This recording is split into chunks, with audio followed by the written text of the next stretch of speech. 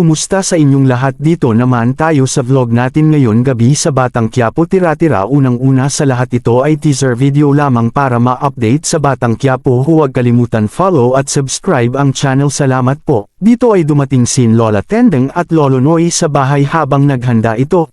Ito primo ay balak maghigantay ito, sinabi na magmawala si Agusto sa probinsya tayo mamumuhay. Dumating ito si Reger sa bahay at nagbigay ng pagkain kay Tess at dito at sinabi ni Tendeng saan ang galing ang pagkain na yan at alam ko tira-tira lang yan kasi nakita ka namin na may kasama kang babae. Pasigaw ito ni Tendeng, ngunit sumagot si Reger nito, nagsabi kay Tendeng na wala akong kasama dahil may operation kami kanina at dito sa grupo na nagtambangan sa amin na pangalan Tanggol sinigaw kaya ito galit si Reger nito, away na sila. Dito ay malaki agkita ni Roda sa negosyo niya kaya masaya ito. Dito ay dumating si Marzeng at Nita ito sa bahay at nakituloy ito ngayon. Sabi ni Marzeng na dito muna kami tumira at si Roda ay nagtaka ito sa kanila dalawa. Dito si Marzeng at Nita ay nagsabi na bawiin nila si Makang sa kamay ni Alfred. At dito ay masaya si Olga dahil sa pangyayari sa paglayas ng pamilya ni Monique ito at nagalit siya sa tauhan niya.